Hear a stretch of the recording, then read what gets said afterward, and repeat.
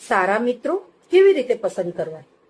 નમસ્કાર, હું doctor Falguni Mihir Desai, principal સેઠ આરજેજે high school Valsad.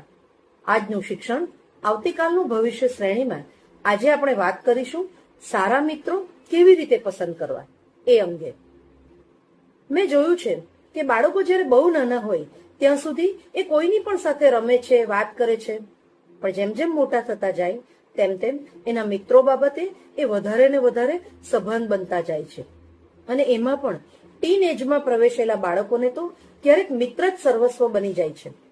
અને એટલે જ વિદ્યાર્થી જીવનમાં મિત્રતા ખૂબ મહત્વની છે.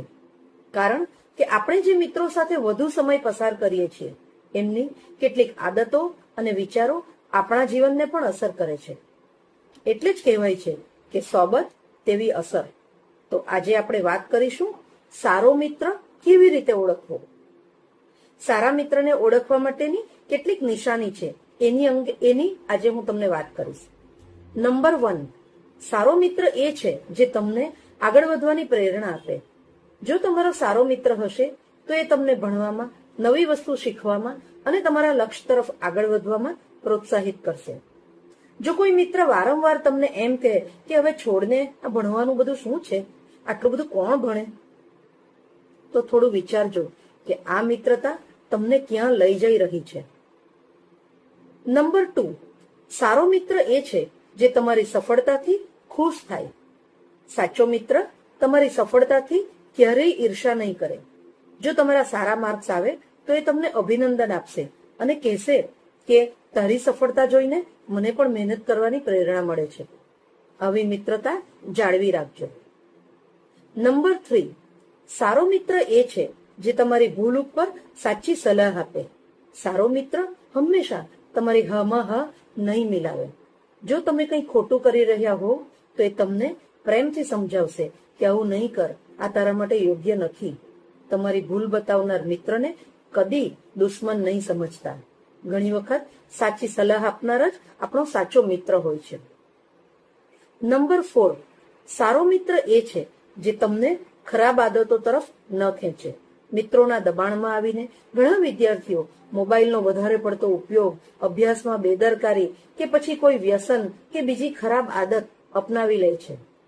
એટલે વિદ્યાર્થીઓને મારે ખાસ એક વાત કહેવી છે કે હંમેશા તમારી જાતને એક પ્રશ્ન પૂછો કે મારા મિત્રો સાથે રહીને હું વધારે સારો માણસ બની રહ્યો છું કે ખરાબ માણસ બની રહ્યો છું?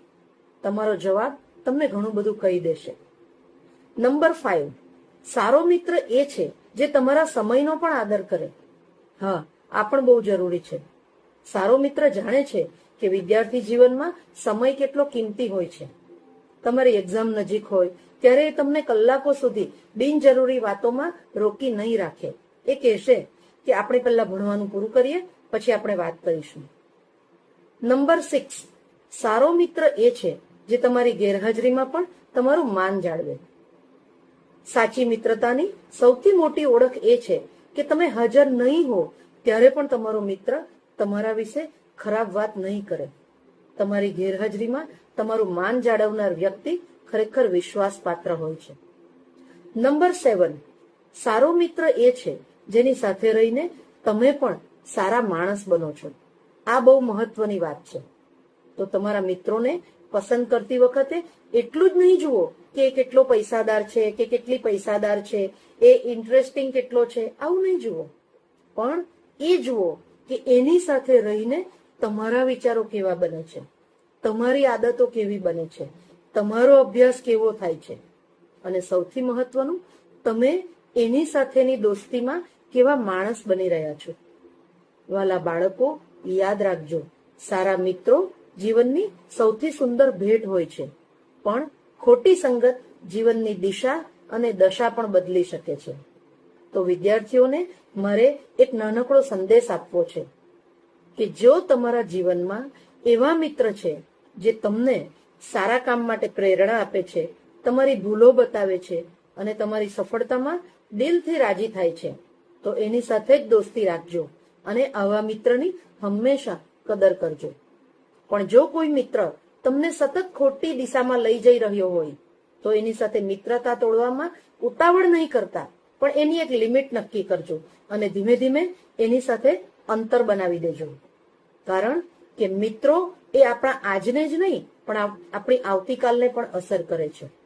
તો આજે જ તમારા મિત્રો વિશે એકવાર ફરીથી વિચારજો અને પોતાને પૂછજો કે શું મારી મિત્રતા મને મારા લક્ષ્યની નજીક લઈ જઈ રહી છે? જો તમારો જવાબ હા હોય તો તમે સાચી દિશામાં છો એમ માનજો. જો આ વિડીયો તમને ગમ્યો હોય તો એને લાઈક પણ કરજો, વધારે ને વધારે વિદ્યાર્થીઓ સુધી, માતા પિતા સુધી શેર કરજો અને સબસ્ક્રાઇબ પણ જરૂર કરજો. ફરી મળીશું એક નવા અને ઉપયોગી વિષય સાથે. આભાર.